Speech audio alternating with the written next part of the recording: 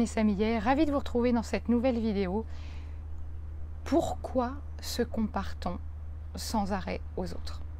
Voilà une question récurrente, je suis sûre que vous vous l'êtes déjà posée, de même que je suis persuadée que vous avez déjà vu des tas de choses sur ce sujet, et pourtant, ça revient toujours.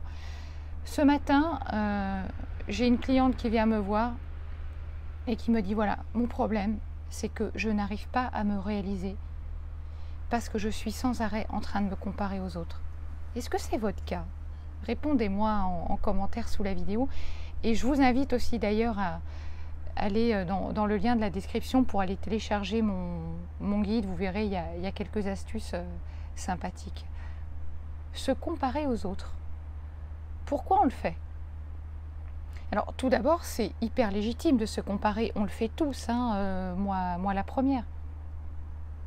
C'est quelque chose de normal. Ça peut être sain aussi de se comparer aux autres à partir du moment où on se valorise en se comparant. En fait, ce qui est délicat, c'est quand on se dévalorise en fait finalement. On se compare aux autres en se disant de toute façon il est mieux que moi, lui ça fait déjà 10 ans qu'il est dans le domaine, moi j'arrive, je suis novice. Il est clair que il est meilleur que moi. Alors c'est sûr que si vous raisonnez comme ça, si vous vous comparez avec une personne qui a 15 ans d'expérience alors que vous démarrez, c'est clair que vous vous auto-sabotez et que vous pourrez pas y arriver, vous n'aurez même pas envie de vous lancer. Donc en fait j'ai envie de vous dire une chose, soyez focus, restez alignés sur ce que vous avez envie de donner. Se comparer, ça peut être intéressant quand on veut se lancer un challenge, un défi, en se disant voilà, lui il fait ça, je vais me donner les moyens pour faire encore mieux. Dans ce cadre-là, c'est intéressant. Mais le plus souvent, quand on se compare, c'est pour se dévaloriser. Donc là, il y a vraiment un problème. Et pourquoi on se dévalorise? Pourquoi on se compare? Il y a la peur du regard de l'autre.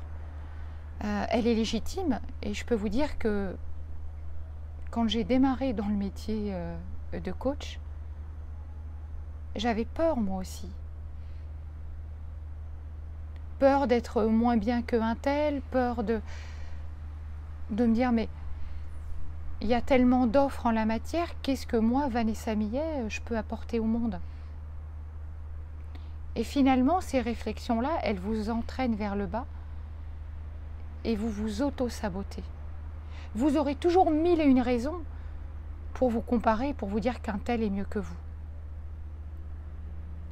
Mais finalement, si vous vous centrez sur vous, sur ce que vous aimez faire, vous arrêtez de vous comparer. Faites-le et c'est tout. Soyez vous. Vous connaissez cette citation. Soyez vous-même. Les autres sont déjà pris.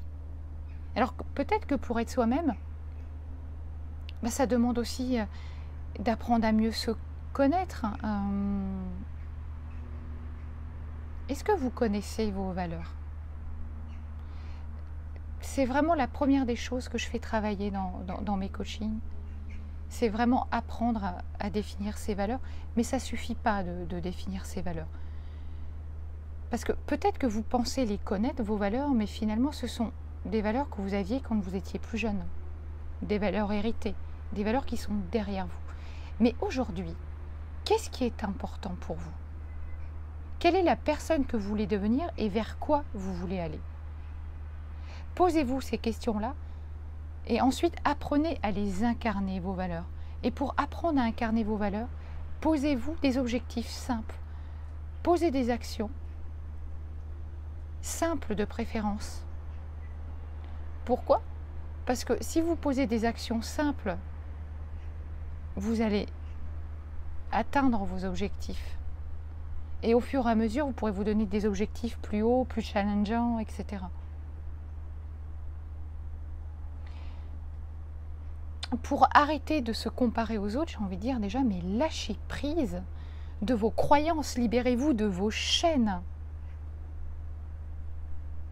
Libérez-vous et restez concentré sur qui vous êtes et la valeur que vous voulez vous donner, la valeur que vous voulez vous apporter au monde.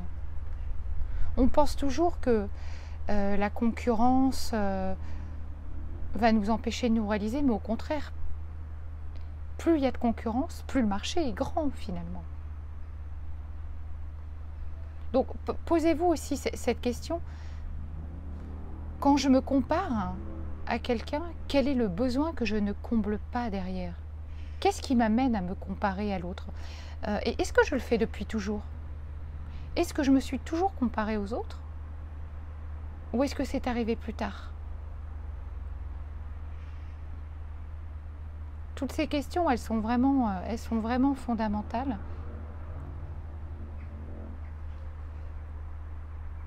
Je me rappelle que quand j'étais plus jeune, en fait, j'étais très envieuse de ce que les autres avaient. Jalouse même. Peut-être l'êtes-vous aussi, vous, quelque part. Et demandez-vous pourquoi. Pourquoi vous avez ce comportement-là? Alors, on vit dans une société où on porte tous un masque social, mais apprenez à vous en libérer. C'est apprendre à se libérer du poison des autres, parce que les autres peuvent aussi être un poison pour nous. Détachez-vous de la critique. Ne prenez que le meilleur. Aujourd'hui, on vit dans un monde où on est sans arrêt sollicité. On est beaucoup sur les réseaux sociaux. Alors c'est extraordinaire, les réseaux sociaux, et en même temps, je ne sais pas si vous avez remarqué, mais, et on le fait tous, et moi la première, quand on publie sur les réseaux sociaux, on publie des choses positives, on montre le meilleur de notre vie. Il est rare qu'on publie des moments de nous où on n'est pas bien. Parce que quelque part, ce qu'on veut, c'est véhiculer une image positive de nous-mêmes. Peut-être que ce serait bien le soir de couper un petit peu notre présence sur les réseaux sociaux. Elle nous fait du bien, mais elle nous fait du mal. Si vous vous focalisez que sur la réussite des autres, vous dévalorisez votre propre succès. Restez concentré uniquement sur votre expertise ou sur ce que vous avez envie de donner au monde ou sur ce que vous avez envie de faire. Donc si vous vous comparez aux autres dans l'idée d'améliorer vos propres performances, ça c'est génial. Par contre, si vous comparez aux autres, c'est finalement pour vous limiter, pour vous empêcher de passer à l'action, pour procrastiner. Mais stop, arrêtez. Comme je le disais tout à l'heure, il y aura toujours des personnes qui seront meilleures que vous. Il y aura toujours des personnes qui seront plus beaux que vous. Mais il y aura aussi toujours des personnes qui viendront vous voir parce que c'est vous.